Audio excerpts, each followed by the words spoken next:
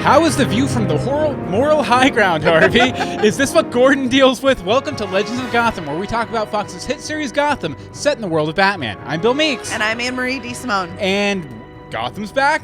Guess who's AKA, back? we are back. Again. We are finally back to talk about Gotham, one of our favorite television shows ever. How you doing, Anne-Marie? I am caffeinated. Caffeinated? Highly caffeinated. That's good, because we have a lot to talk about tonight. So we're going to go late. We're going to go, this is going to be a 4-hour podcast. No, it's a 3-hour podcast. I mean, it might be like an hour 15. 50 minutes to an hour 5. All right, we're done in 32 minutes. We're done now. Thanks for joining us. Join us next time for more Legends of Gotham. Burr, burr. Hold on. No, don't tease them. We're not really done. We're just goofy tonight. Sorry. Yeah, we are. But well, it's a party over in the chat room. Yeah, by the way, we do have our chat over at twitch.tv/universebox. We have a lot of people over there. We have a lot of people. We've got Cobble Potteries, Casa Commotion, Flawless, Wallflower, Lone Wolf Pack, Lone 82. Wolf Pack, Lukester, Mike Pasqua, Talking to Wee, Bobby Hack. Or as I like to say, Talking to Wee. But we always love you guys to join us over there in the chat room. 8:30 p.m. EST on Tuesday nights is when we record Legends of Gotham. Legends of Gotham. Which is the show we're doing right now. Right now. It feels a little weird doing it, to be quite honest with you. We haven't podcasted in like a month. In about a month. At all. About a month. So you know, we're kind of rusty. We're getting the kinks worked out and everything. But you know what, Anne-Marie? Number one podcasting mistake is you talk for hours and hours and hours and minutes, like 3 minutes or so at the beginning of the podcast, without really addressing the content of the show. Oops. Yeah, I think that's what. Yeah, I think that's what we're doing. So why don't we go ahead and get started here? We're going to talk about this week's episode of Gotham, obviously. So why don't you get us started, Anne-Marie, with the rhyming riddling? Very appropriate for this episode summary. Who talks to a man with no living friend? The ghost of the Penguin is here to offend.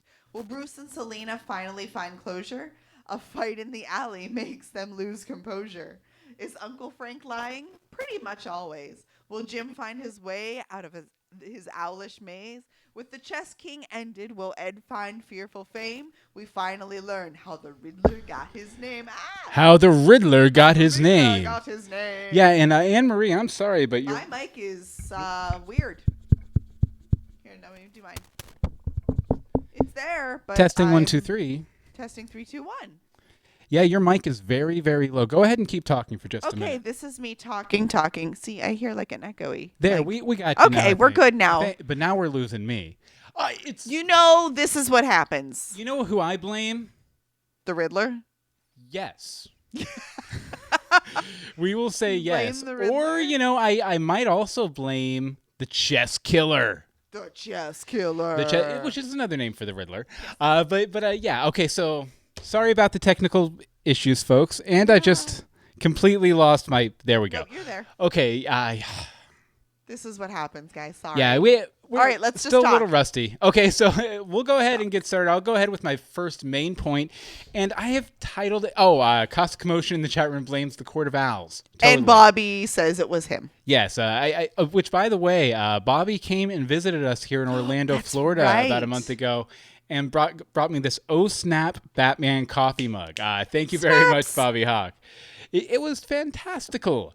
And I'm drinking out of it right now. So, okay, so a riddle for one. Now, there's a lot to unpack in this episode concerning Ed's revelation as the Riddler, but the nature of his riddles is what really stuck out to me. Ed has often been portrayed, and Corey Michael Smith has even said something along these lines about as far as how he kind of informs the character. Yeah. But he's a man somewhere on the autistic spectrum. Yeah. Which has led him to become more and more isolated throughout the course of the series. Now, this trend continues with the nature of the Riddler's riddles in this episode. They are all ambiguous. Each one has two answers, one that a normal, well-adjusted person would arrive at, and one that somebody who was lonely and lacked empathy would come up with. So they both had two valid answers, but one for normies and one for... the Riddler. the Riddler.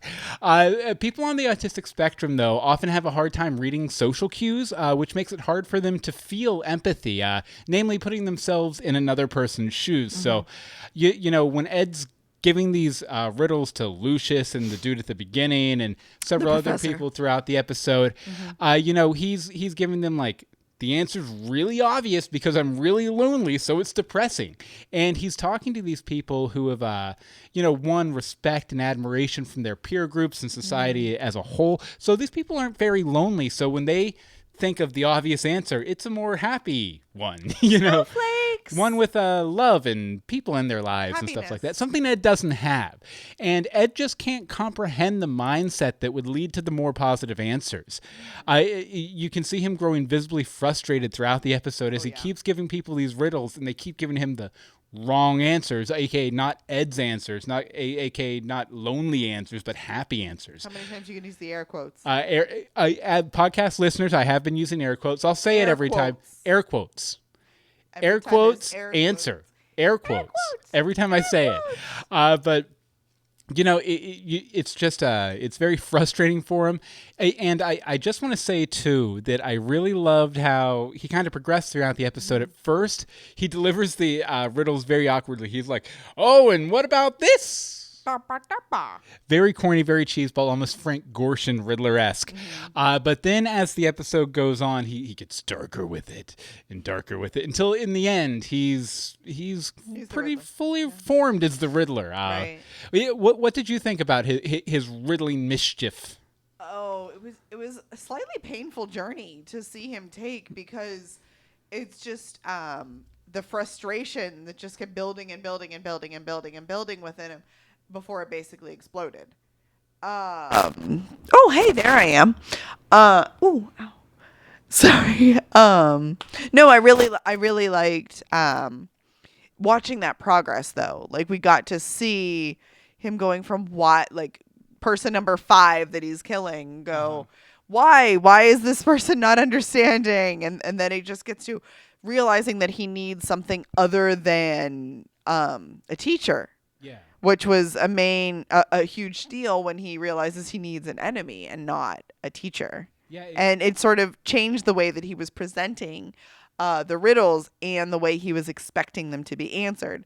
Like, I think he really did expect Lucius to get them nice and quickly because he was figuring everything else out so quickly. Technical yes, I completely agree. Hold on one second. Sorry, guys. Yeah, this board could use a good replacement. There we you go. Are. There I am. Okay, 1 second here. Maybe. Trying. No, why don't you read some stuff from the chat room? Okay, so we have over in the chat room. Okay, Cobble Pottery said, Ed might as well have tossed out 3 riddles with the answers, help me, please. Cosmic Commotion says, last night I saw how nice Ed's teeth are from all of that grinning I saw him do. Lone Wolfpack says, oh my God, I'm here.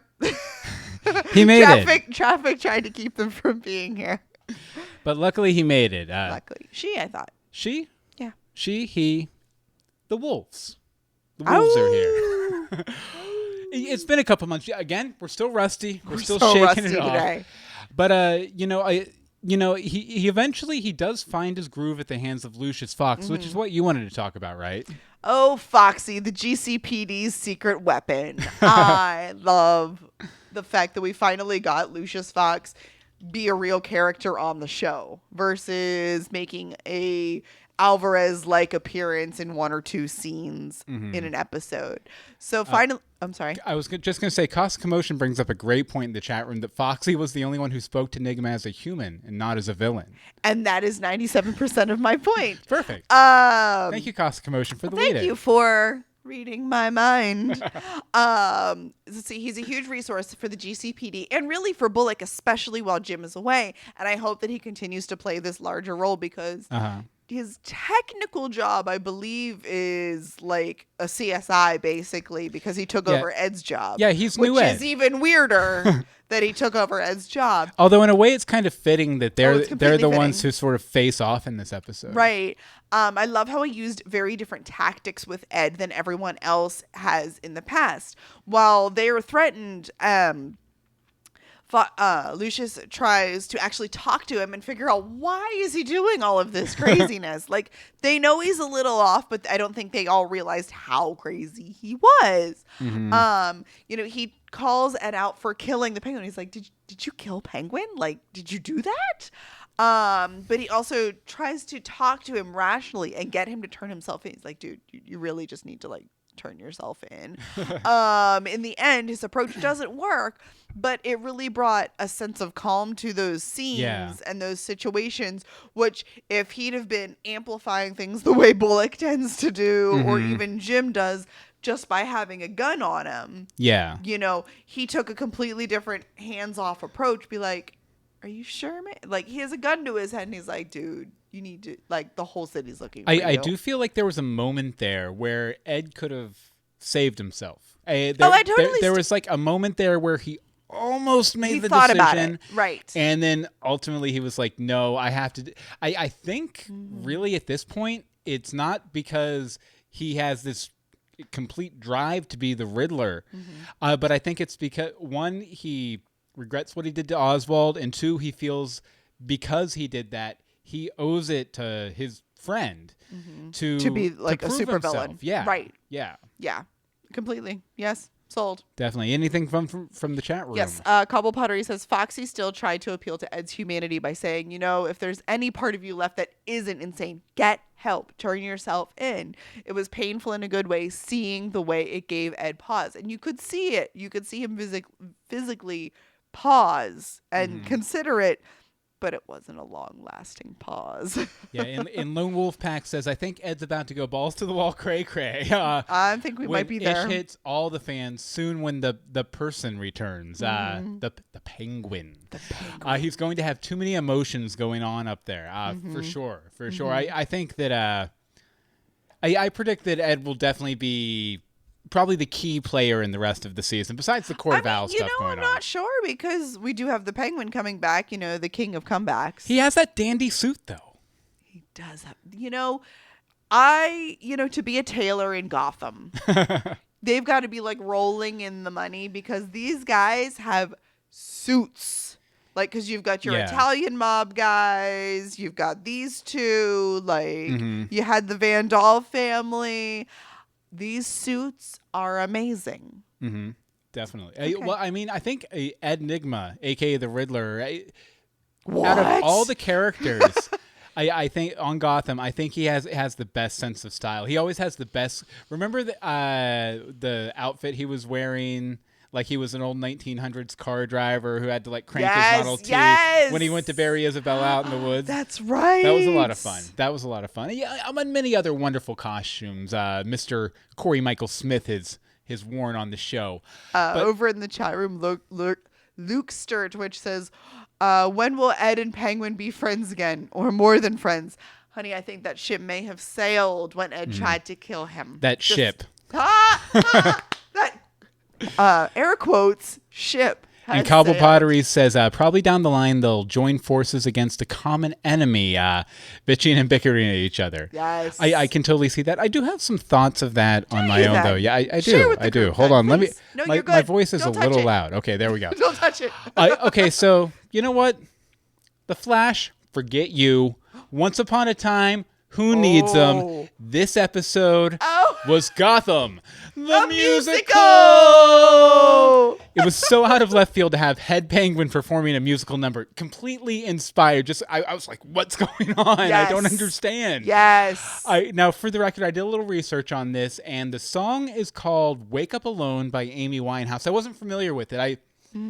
I used to be a big fan of hers, but I was in rehab, so I don't remember a lot of it. Well, I said no. But if you, it was kind of like there was a weird reverby effect on Penguin's voice and everything. So it was in his head. Yeah. But if you didn't hear the lyrics, it's, he's fierce in my dreams, seizing my guts. He floods me with dread, soaked in soul. He swims in my eyes by the bed, pour myself over him, moon spilling in, and I wake up alone. Now, it's a song about obsessive love and thinking of the person you want most at the beginning and the end of the day when things quiet down. Right when you're elbow to elbow with sleep, and that person that you've been doing your best to forget just sort of drifts across your mind, and you're completely obsessed with them again for that little bit of time between sleeping and waking. Yeah.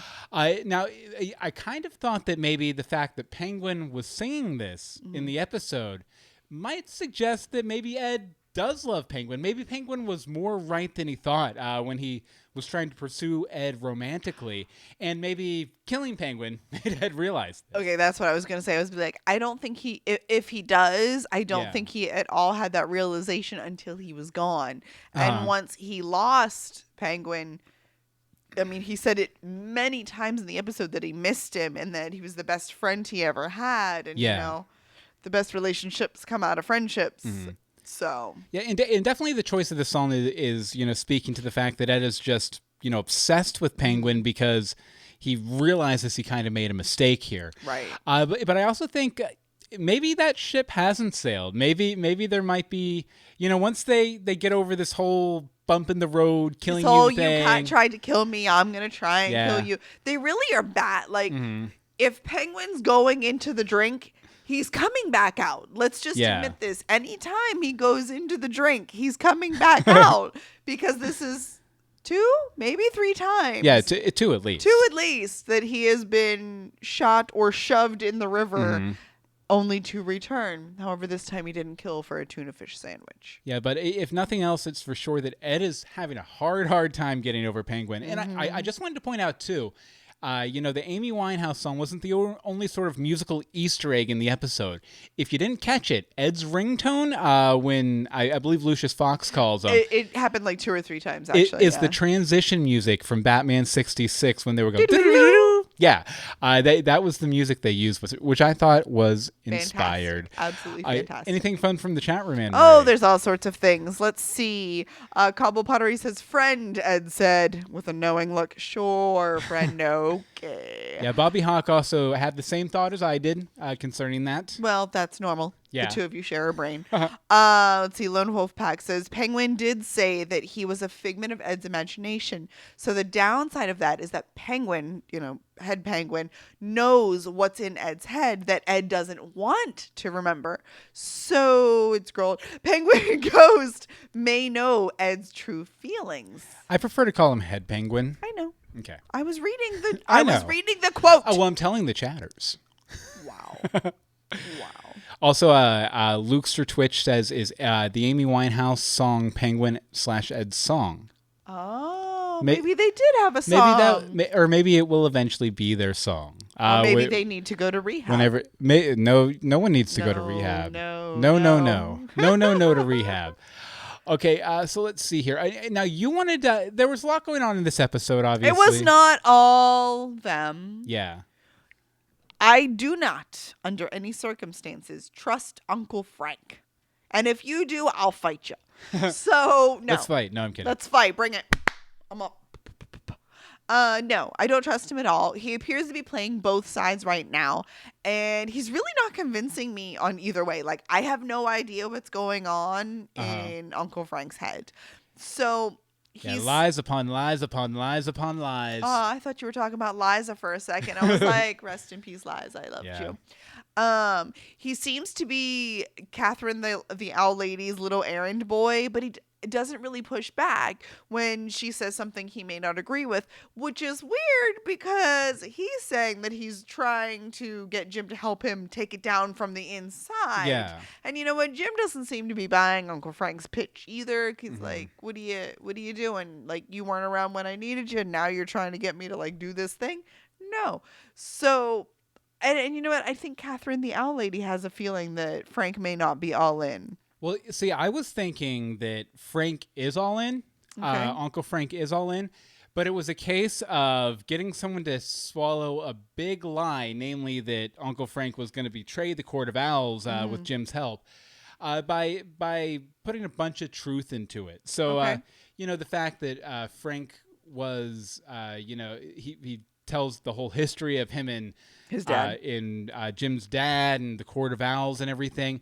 I think that all that was true, and I think maybe even the the doubting Frank sort of mentality might have been true for a time, maybe specifically after Jim's dad passed away. But I think that the biggest lie in the whole thing is the only one that he really told Jim for sure, besides the fact that he was planning on betraying the Court of Owls. I don't think they had anything to do with Jim's dad's death. I think that was just a coincidence. No. And they're using it to their advantage. He's using it to make Jim distrust the Court of Owls, to somehow bring him back around into the Court of Owls. Interesting. Maybe. It very kind of misty and foggy at this point, though, as to what Frank's true intentions are. Oh, people are having buffering issues. I'm sorry. Lone Wolfpack says, I don't trust the uncle. However, I wouldn't be completely surprised if he was telling the truth. I don't know. Gotham likes a good plot twist. Very true. And it scrolled as I was reading. Plot twist. Uncle is going to end up biting it before the season is over. Probably. Let's just be honest. Very possibly. Very possibly. Yeah, sorry, guys, if there's some buffering going on in the chat room. Hopefully that won't affect the YouTube version of this show. Sorry. But we do have a local recording, so if nothing else, the audio. And Talking to We says it's all good. Okay, so we're going to take a quick break here and then get back to it. So now it's time to look at this Joker. Look at this Joker. No, we really don't have anything. We got nothing. Well, I mean, there really wasn't much. There was just a mention of bodies left from Jerome. There was the mention of the bodies. I mean, pretty much after that 3-episode arc, we know who the Joker is. We really don't need to look for him anymore. Very he true. is currently in Arkham. Very true. But we did want to give a quick shout out to our $5 star patrons club over at patreon.com/universebox. We have Becca Baca, Harry Seidler, Angel, Monica Jones, Other Anne Marie, Casa Commotion, Stage of Earth, a.k.a. Patty, Jacob Newman, Robert Cadler, Hope Mullinex, Jessica Gonzalez, and Patrick Cohn. Thank you guys very much for supporting us over at patreon.com/universebox. And remember to think outside. Very short break tonight, but I think we'll go ahead and get right back into it. Yes. So the next thing I wanted to talk about was Yanni Bruce Strikes Back. Yanni Bruce, yes, what we've been calling the clone Bruce for pretty much the entirety of the series. He comes back in a very big way this episode, after a little tease last episode, I believe. But a very interesting direction with Yanni Bruce. I think I finally understand why he's in the story now. Well, they could have just sent Bruce off for training between seasons, like, we went to Switzerland during the winter break, that sort of thing. They decided to build up this clone, over the course of the past half season to take over for him while he was gone. I feel like they wanted to address both the goings on in Gotham, and, some stuff with Bruce training, because they realize that we're getting to the point in the story where Bruce really has to start going learning and doing things. all this international training. And whatchamacallit, if he doesn't do it, then, it's not going to time out right for the end of the series for him to take whenever on the end of mantle the of series bat. may be. Now, Yanni Bruce gives them an easy way to progress Bruce's storyline without interrupting Jim's Court of Owls plot. It's sort of the A plot, and then the Bruce stuff is the B plot for now. The Bruce stuff has been the B plot a lot of the, it comes and goes, but the way the show is meant to be is that Bruce is the B plot. Mm-hmm. So anyway. One thing I wonder, though, is why would the court want to train Bruce? Are they planning on making him a Talon, maybe, if you're familiar with the comics? I'm not, but no, they even, Uncle Frank said that the Court of Owls was started by, the families of Gotham, which brings us back to the Waynes were one of the main families of Gotham, and we also had... the Canes. We had, them. The Gallavans. Yeah, the Gallavans. We keep coming back to those, 5 families of Gotham, and maybe by training Bruce to help sort of take back Gotham is their way of, bringing it back to those families, because the Gallavans are out the door now. So it's the old crew trying to it's trying recruit to bring the younger crew. Well, it's the old crew trying to bring the family back together, kind of, if that makes sense. I'm guessing Thomas and Martha Wayne didn't want to be involved in this. I'm sure they were approached at some point. Hence, they were killed because you don't say no to the Court of Owls. And if you do... So, which would be why they know the story so well. But I think that might be part of why they want to take that time to train him. Yeah, yeah. And there's my theory. Fair enough. Concerning Yanni Bruce and that whole situation, I also love seeing Bruce beat down some street thugs like a bat. It was a very common sort of Batman fight sequence where it's like 5 thugs and Batman, facing off, where they knock Batman down. They're like, yeah, and then he gets up and kicks their ass. But you could also see the real life training that David has been talking about on Twitter for months and months now, finally starting to pay off. Because he had some pretty slick moves there. I mean, he's no Iron Fist, but he's okay. The whole setup, the whole situation, though, did leave me with a few lingering questions that I wanted to address. And one of these I already saw come through the chat room, so obviously not just me. But why did Selena show up in the alley? Did Yanni Bruce leave her a note too? Or are they working together now that Bruce is number 1 on Selena's hate list? No, because Selena was there to talk to What's-His-Face. Butch's nephew, Sonny. Yeah, she had dealings with Sonny. But how did Yanni Bruce know that she was going to be there, and did he intend for her to be there? Yeah, you know what I mean? Because he only left the note for Bruce. Hey, Selena wants to see you, so he could take him by surprise.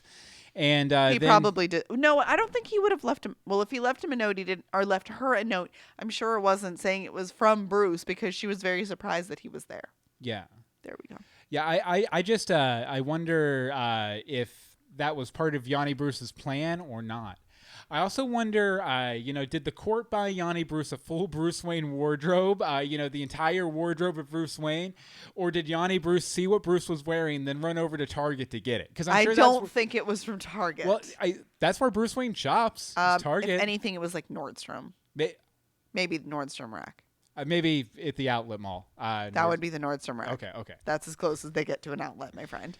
So Yanni Bruce went to Walmart, and Yanni Bruce belongs in Walmart as far as I'm concerned. Yanni Bruce belongs in Walmart, yes.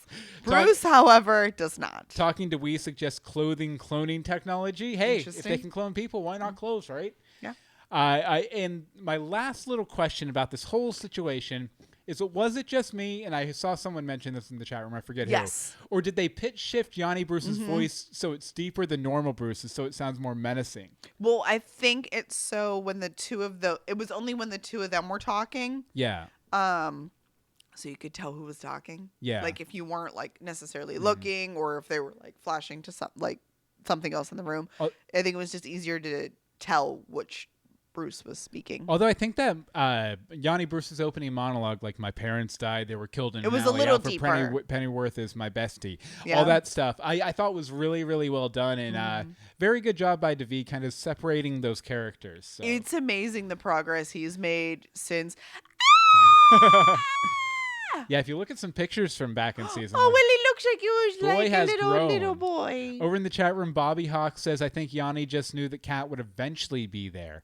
Possibly. And then Lone Wolf Pack says, Yanni Bruce has probably been stalking Selena, so he knew where she would be. So he wrote the note to get Bruce out of the mansion and away from Alfred, and I don't think Selena has anything to do with it. Possibly. Very interesting theories all around. Very. Although I think if nothing else... I think Alfred sort of kept pointing out that Bruce needed closure so he could get his head in the game, so to speak. And I think if nothing else, that last scene between him and Selena might have given him some closure. Oh, yeah. Well, when Sonny said something about your girlfriend, he's like, I don't think she's my girlfriend. I was like, no, she's not your girlfriend anymore. But now Bruce is out gallivanting around the world. He's somewhere. He's somewhere with some mountains. Not Gallivant, though. Gallivant. No, wrong stuff. And Lukester Twitch in the chat room says, I love in the monologue, I heard a cat. He shot them both. Yeah. Very nice. Very nice. Okay, so do you think that Alfred and Bruce ever talked about what they would do if Yanni Bruce reappeared? Because they know he exists. And they knew that he cut his hair and then he was gone. And that's like the last it was spoken. Yeah. And then he wasn't on the show for like 7 episodes. And then he slowly started to reappear. And now here we are with the clone in place. Yes. So do you think that maybe there was a plan? Because, okay, so... Like they had like a code word or something? Well, not a code, but what do we do if he shows up? Because they're pretty much on their own. They're like on they're on Wayne Manor Island or something. Like, with no security. The doors don't lock. The windows don't lock. Anybody can go to the cave. There's probably. A sign out front that says, "Open Inmates for of Arkham Asylum, come through here." Come here. And professional killers. Right. They can all get in. Now, we know that Alfred isn't buying that Yanni is actually Bruce because of the shepherd's pie. And Mr. Bill over here was like, what are you talking about? Well, earlier in the episode when he's making the pie, Bruce turns his nose up and Alfred's like, hey, you can be in charge of the menu then. And then when Yanni comes back, he's like, sounds delicious. And he's like, what? You do not think this? You do not like shepherd's pie. Yeah.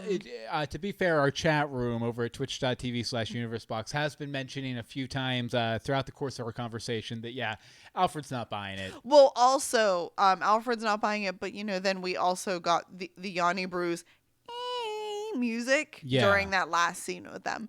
So, but I don't imagine that Bruce has any sort of tracking device on him because, like, Alfred walks away. Yeah. And I'm like, where's he go? He's just leaving him there. He didn't even give him the pie. He walked out of the kitchen. But like, it would have made sense for like Bruce to have some sort of like his phone with a tracking thing on it. Yeah. But that's long gone now.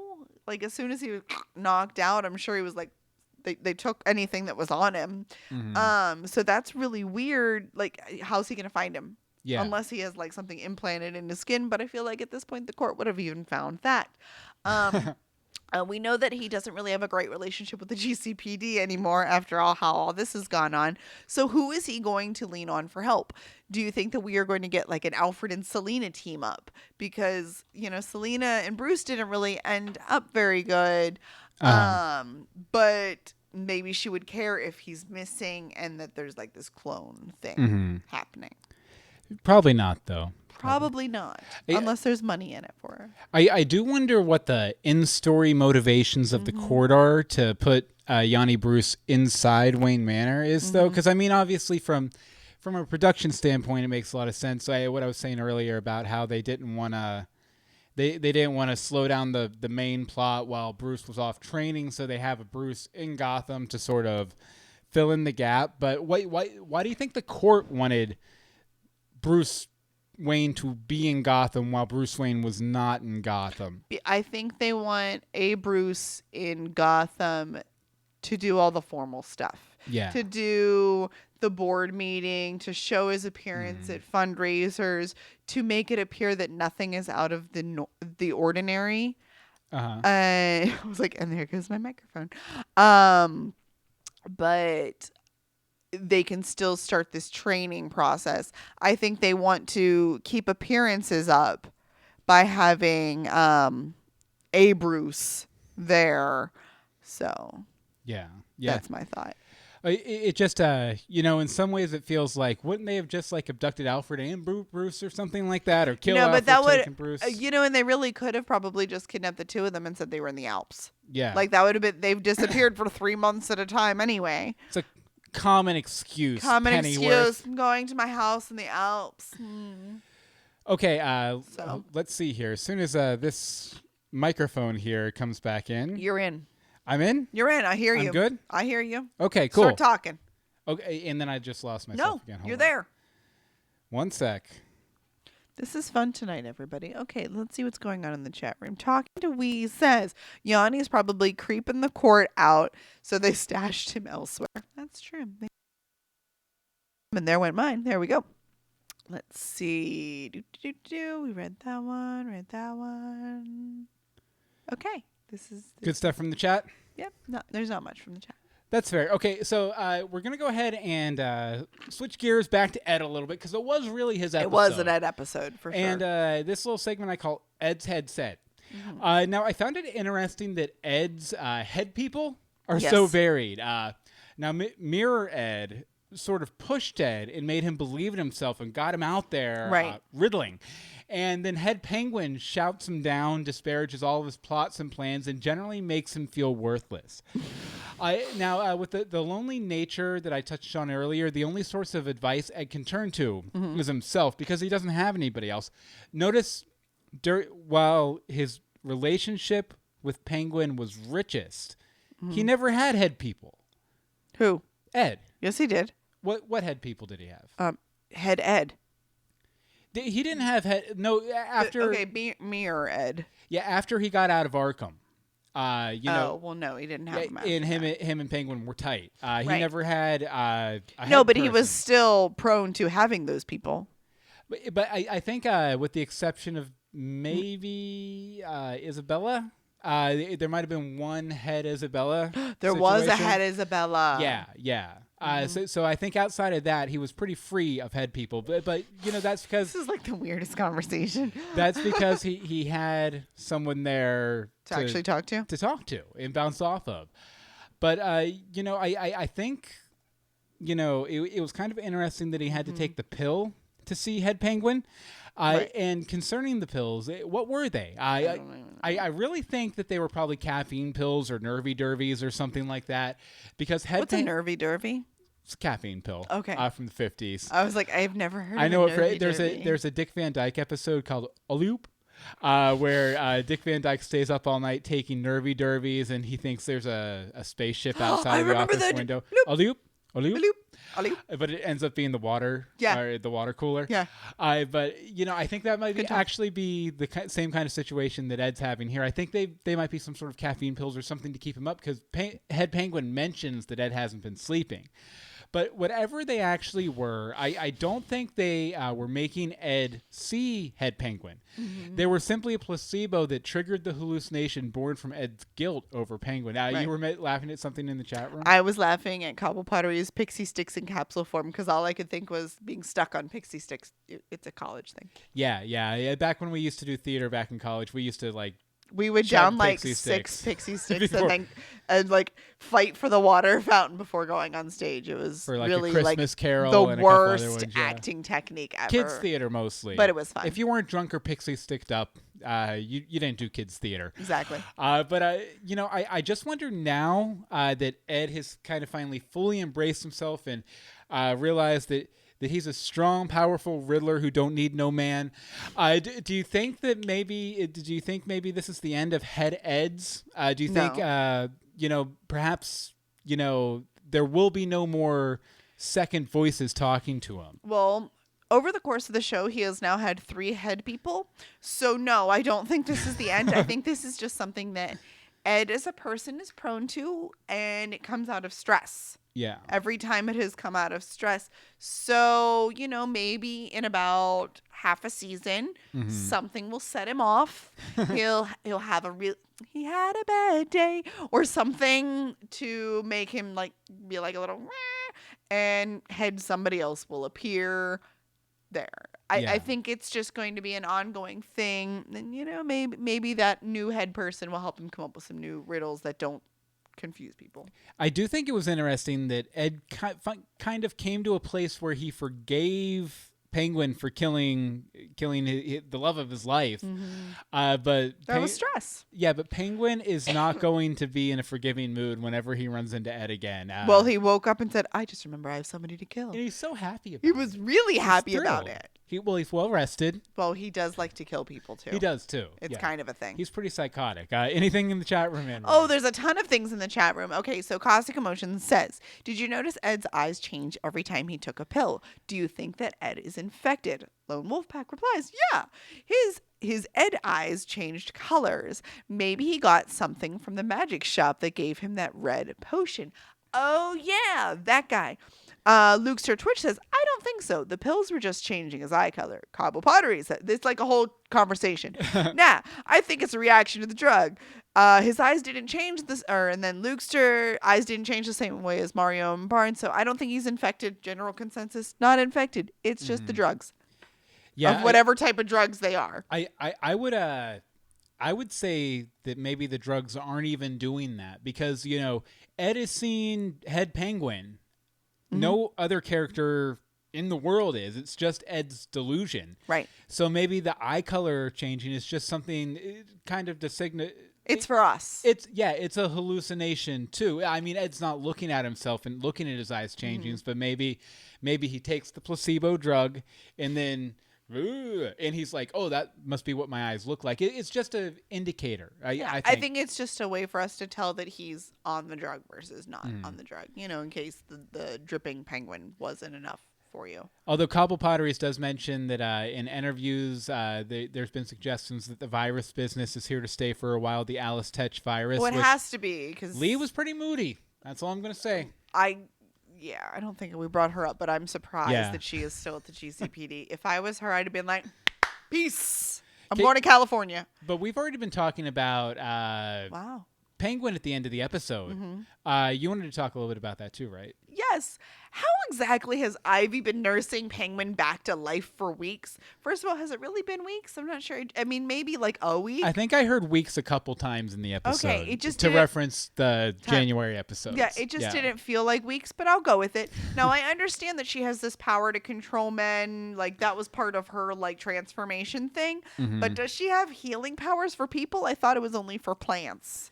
Is Penguin part plant? That would explain it, but it doesn't feel right. I don't think Penguin's part plant. Penguin is part. Something is a little off. Talking to Wee says Ivy's magic herbal medicine. She has always struck me as kind of a pothead. She's completely a pothead. Magic herbal medicine. And the mushrooms and all that, but mushrooms aren't going to heal you. They might heal your spirit, Anne-Marie. Open your mind. They will heal your head person. But it just seemed a little weird that she's like, oh, look, you're alive. How have you been, how has she been feeding him for weeks without him waking up? Like, she has no medical training of any sort. It just felt a little odd. It did. It felt a little, like, it was nice. I think it was a way to pull her in. Yeah, and kind of reintroduce her to characters because she's been out off the board for a while. Well, pretty much since they gave her transformation. Pengy plants. Oh, Pengy plants. Pengy plants. I love it. I absolutely love it. Oh, if this wasn't such an Ed episode, I'd say Pengy plants is it. Well, I'm gonna put it in the list for episode titles. So yeah, I think that it was just a way to get Ivy back in. That was Luke's for Twitch, by the way, who came up with Pengy plants. I see that. Pengy Plenty Pants. The only person who could find him without maybe even like trying to off him again. Yeah. Who wasn't in on the plot, because you had the Sirens and Butch were all in on the plot. Cat's not gonna go digging around in the river. Yeah, like because cats are scared of water. And you know what? They're scared of water. They're scared of water. And she's got enough ish going on.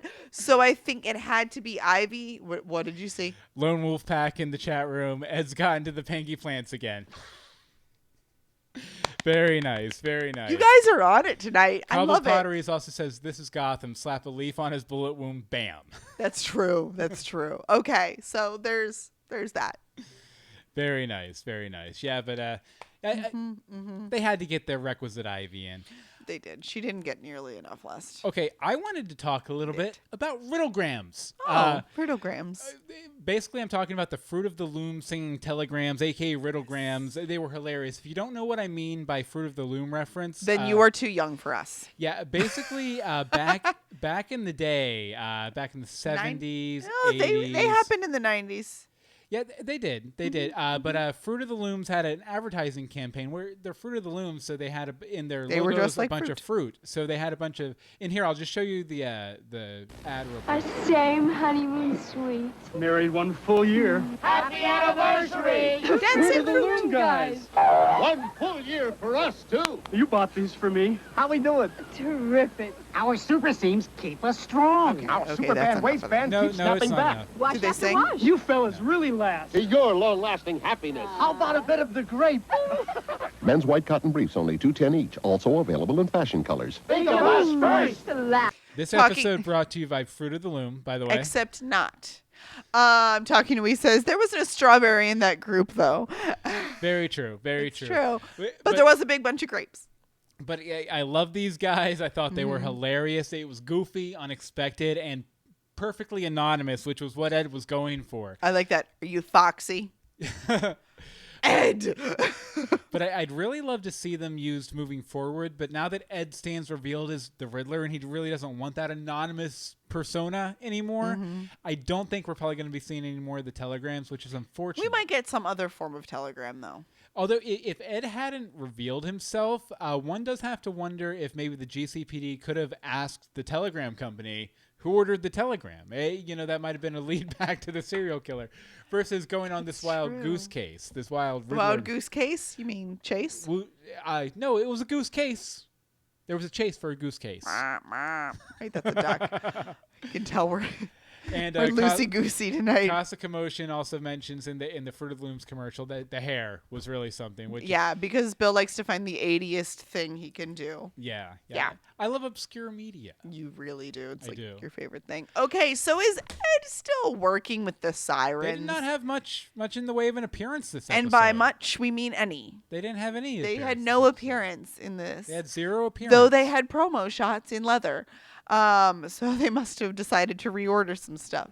But couldn't he have used them and Butch with this whole fighting to figure out who the heck he is? Yeah. Or did they just go, you're nuts, we're doing this now?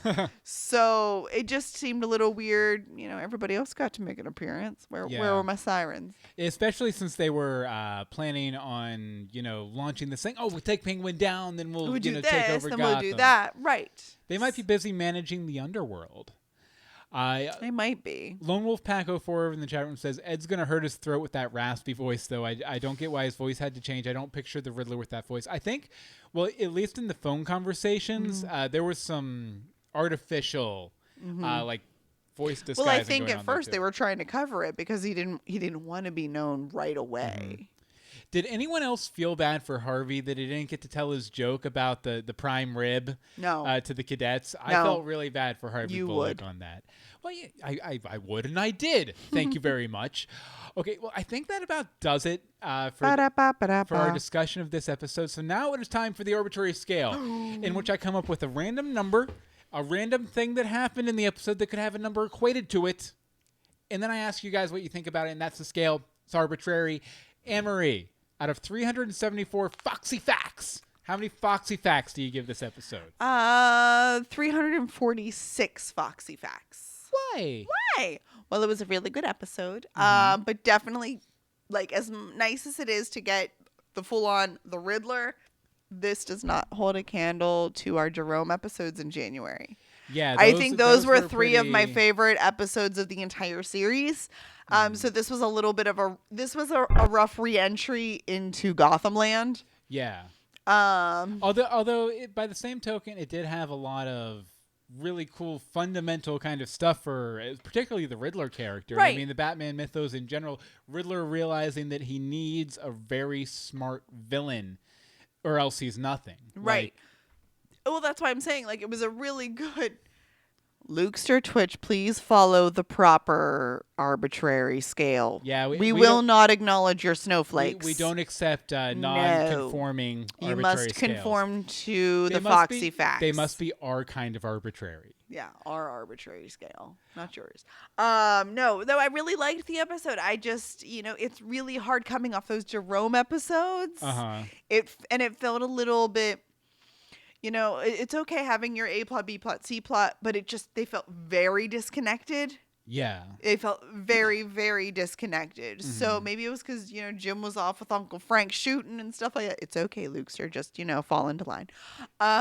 Yeah. If nothing else, though, I do feel like that was probably the weakest part of the episode was yes. hunting with Uncle Frank.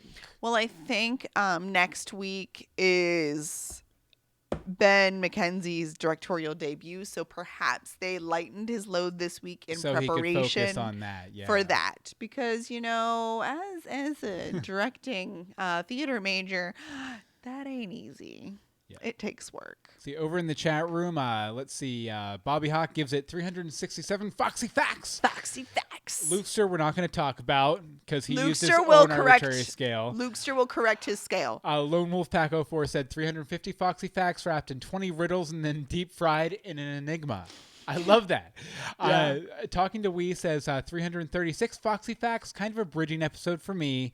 And Casa Commotion says 356 Foxy Facts. And What for about those Babs who and Tabs? have lost track, 374 Foxy Facts is the upper arbitrary limit scale. of the scale. And as for me, I'm going to give it 364 Foxy Facts. I'm going to take 10 Foxy Facts off just for how, like we were saying, how disconnected the Jim storyline was. Right.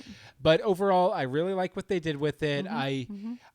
While a clone plot is very predictable in a lot of ways in a sci-fi show, I think they did something useful with it, which I thought was pretty cool. Instead of just, ooh, evil twins face off, and then... Yeah, because every show has to have an evil twin. There was a really good story reason to have an evil twin. And then Casa Commotion weighs in over in the chat room. 356 Foxy Facts.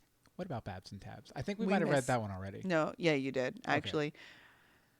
And Luke Sir just says a lot of Foxy Facts because... He doesn't remember the max of the scale. scale. That's all right. We That's forgive okay. you. At least you came on to the Foxy Facts. Now, And I want to say Foxy Facts all the time now, Foxy by the way. Facts. Foxy Facts. It's my new thing. On to the news. First up the ratings. It's not It's not great, good. It's not good. but you kind of expect this when a show goes off the air For arbitrarily 3 months. For 3 months. Gotham adjusted up from its initial rating Monday, avoiding a new series low in adults 18 to 49. Well, there's that. Its 1.0 final rating does, however, tie its previous low.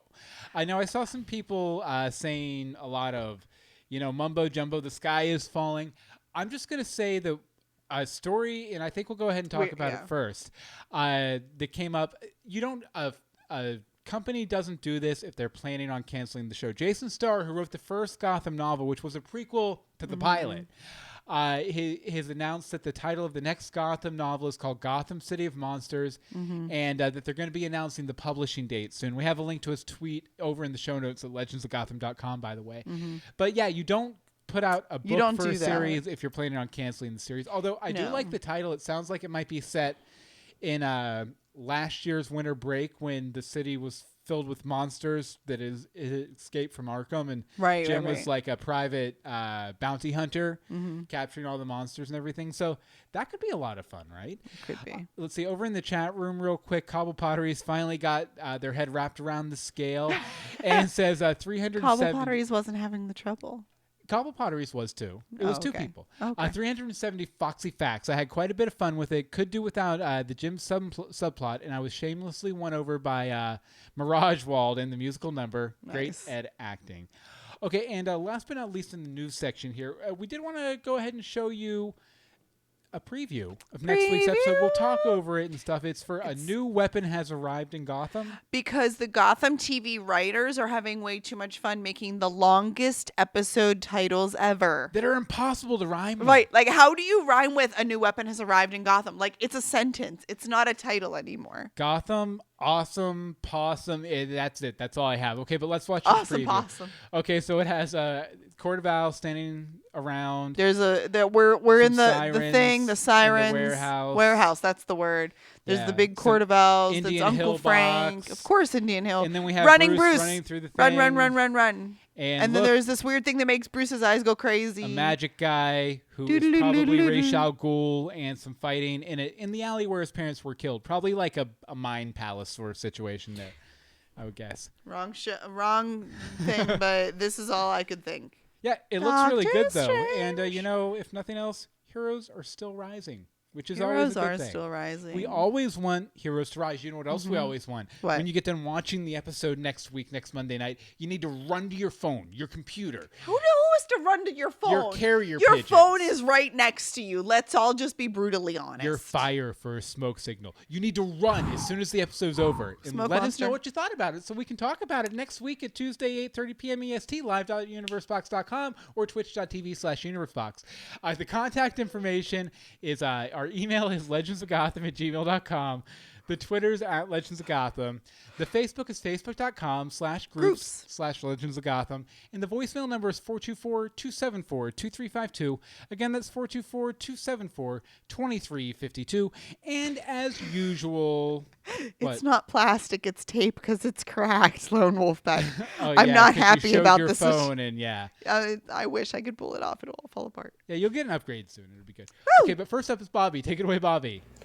Hey guys, it's Bobby. Howdy. So Gotham's been away for a while now, but they certainly haven't wasted any time, and they've hit the ground running with this episode. I think they're doing an awesome job of setting up exactly what to expect for the latter part of the season. And starting off with the Court of Owls, with James Gordon and his uncle, it's kind of ambiguous almost as to where his uncle's true motives lie. Is he with Catherine and trying to bring James Gordon in for whatever they have planned? Or is he actually telling James Gordon the truth? And he's trying to honor his brother's memory, and he wants James Gordon to help not necessarily take down the Court of Owls, but I guess bring it back to what he feels was their original cause. Either way, I do think James Remar is killing it. Can't wait to see how that story unfolds. And then, of course, you've got like Bruce and not Bruce, Yanni Bruce, Clone Bruce, whatever you want to call it. Selena Yanni. Bruce, that whole part. Yeah, there's no acceptable answer but Yanni. Of the story. So I love any scenes with Bruce and Alfred together. Always have, always will.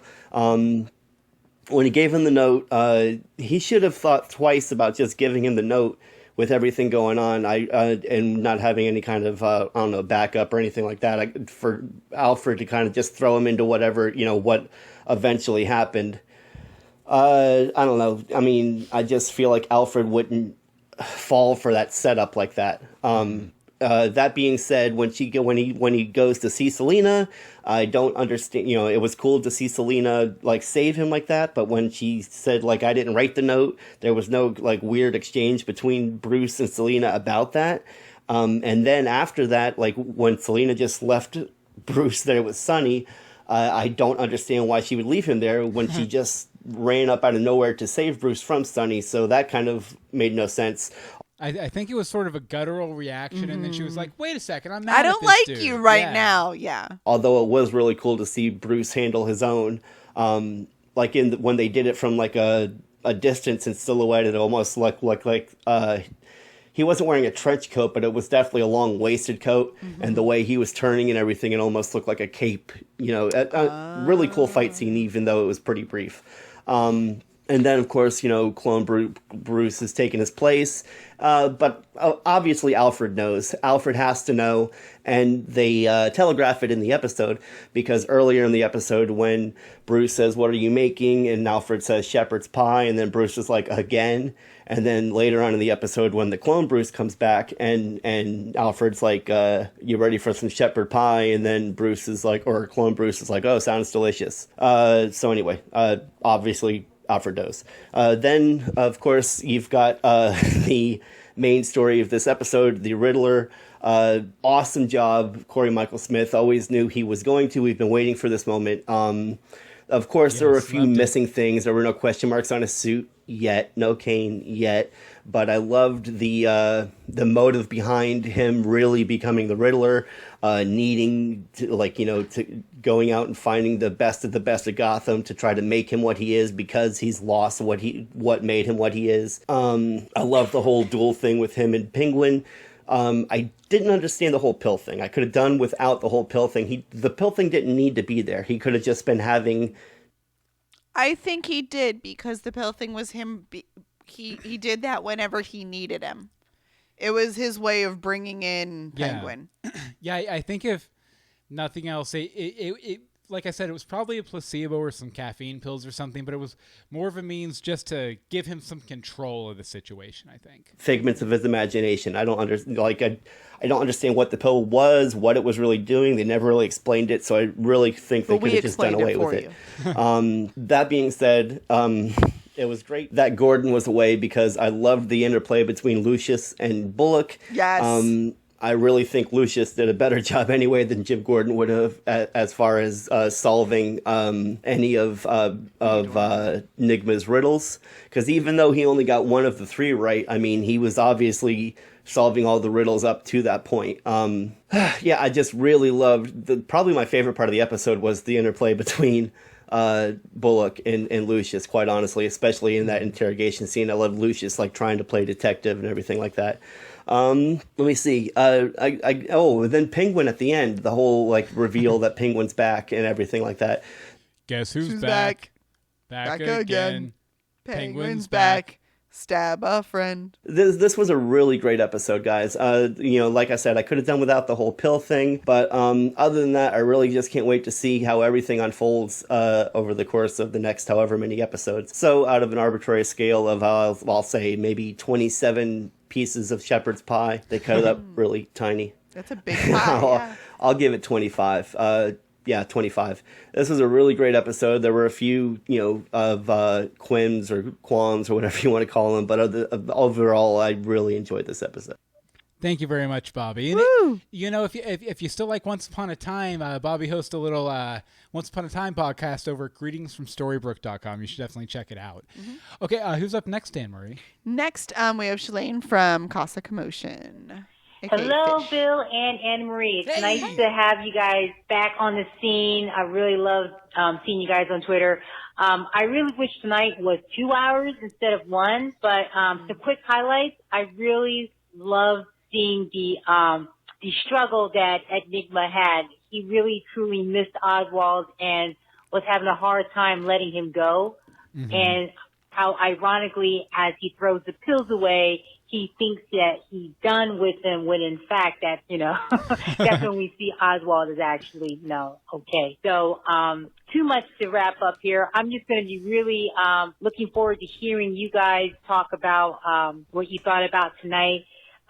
Lucius Fox and, Uncle Harvey. I really love those 2 guys together. The banter was amazing, but I missed Bullock and Jim. So anyway, look forward to hearing you guys tomorrow night.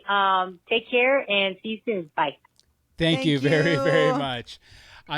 We love to hear your voice again too, and it's still like we keep like making plans to hang out, and then we never do. We need to hang out. Life is busy. I'm sorry. We need to do lunch. Life is like a hurricane here in Orlando for sure. Here in Duckburg, Orlando. Okay, let's see. Next up is a letter from Sith Youth Pastor. Says. No, it's fine. Okay. I just wanted to say how sorry and sad it is to hear you were leaving. Okay, so you guys, if you didn't may have know, missed this because we haven't put this out on the podcast feed, if you go over to youtube.universebox.com, we have a video titled "A Very Special Announcement." Mm-hmm. We have already, and this is why we were on a break for so long. We have already sunset our other podcast, We're So Lost, Universe Box, all that stuff. And then we're also planning on sunsetting this one after the season. We wanted to wrap up the season. Yeah, there was no way we weren't going to come back and finish the rest of the season. And I think it's only like 7 episodes anyway. Yeah. But podcasting has just sort of taken away from some family stuff. Yeah, there's some work stuff. There's a lot of go watch the video. Go watch the video. It's explained in detail there. But we are gearing up for episode 100 in about 4 weeks. So I know. Definitely feel free to send in your favorite moments from the podcast, stuff like that. And stuff you'll miss about us. And just label it Legends of Gotham 100. Episode. Yeah. Okay, Sith Youth Pastor goes on to say, I hate that I only found y'all a little over a year ago. You have been the group of podcasts I look forward to the most every week. You have made this last year exciting. After Gotham ends this season, I have the unfortunate part of having to find another Gotham podcast. We recommend Gotham TV podcasts, but they're usually way behind because they're over in the UK. Yeah. Thank you, and seeing as I have a family myself, I understand your reasoning. Anyways, thanks again, and I still promise to get a pic of the Gotham action figure from the Sweetheart contest between all the Lost Bobbleheads I own when it arrives. Okay, so that's my fault. Every time I remember I need to send out the figures, it's like 11 o'clock at night. And I'm like, okay, I'm going to do that tomorrow. And then I leave the house without it. So I swear you're going to get it soon. Okay, you're on that. Thank you, Sith Youth Pastor. Oh, I'm sorry. And let's see. We have another voicemail here from Mike Pasqua, who had to dip out of the chat room a little bit. Yeah, he was having buffering problems. This is Mike Pasqua. Boy, best thing ever. We get full-on OCD Riddler. I mean, that was a happy, happy joy. And we get Yanni Bruce looking like regular Bruce, sending a letter to Selena. That was awesome as well. You know, I wasn't at all convinced that they were going to kill Bullock. Wasn't going to happen. And the Corval's plans are continuing to be put on through the ringer, and James Gordon's uncle is a part of it, and a big part of it, seems. Thanks. Thank you very much, Mike. Mike Pasqua. And sorry to the people in the chat room for the horribly constructed sentence I just typed in there. Yeah, okay. And you never know, he's an author. Okay, and last but not least, we have a YouTube comment from Doc Dicer on our episode, I'm Every Joker. I'm Every Joker. It's all in me. And he says we saw the birth of Batman and the Joker in many respects. So 77 staples plus 2x5 bonus birthday staples. So very good. Thank you, Doc Dicer. So 10 bonus birthday staples? Something like that. That's what 2 times 5 is. I'm terrible That's at math. what my first grader would say. I'm terrible at math. So am I. Okay, but you know what you guys aren't terrible at? Letting us know what you think about Gotham after it finishes airing. So when you get done watching the episode next week, rip the staples out of your stomach, pull out your phone, because for some reason it got in there. Email us, legendsofgotham@gmail.com. The belly of the beast. Tweet us at Legends of Gotham. The Facebook is facebook.com/groups/Legends of Gotham. And the voicemail number is 424-274-2352. Again, that's 424-274-2352. Now, Anne-Marie. Yeah. Where can people find you online? Oh, you can find me all over the place, but the easiest place is Twitter at DeSimone. I don't even know who I am anymore. And as for me, you can follow me on Twitter at Bill Meeks. You can follow all of the stuff we do over at universebox.com. And, you can follow the books I write over at Dogboy Books, or just search for them on Amazon. Just search for Dogboy Bill Meeks. And you'll find all my books there. You'll find better sentences than the ones he puts in the chat room. For the most part. There's a couple that are along those lines. But just skip page 74. It's always the worst sentences. Okay, so I guess that about does it for this week. We want to thank our chat room over at twitch.tv/universebox, Tuesday nights, 8:30 p.m. EST, as per usual. And so I guess that about does it for this week. We're glad to be back. I feel like we've shaken off the dust, so next week is going to be a rockin' episode. I hope we have, because this was a little rough. Yeah, a little bit. But thank you guys so much. We'll see you next week. Join us next time for more Legends of Gotham.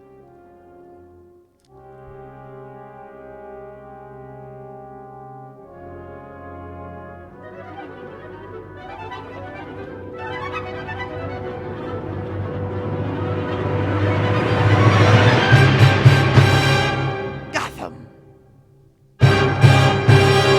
Snowflakes. Who am I?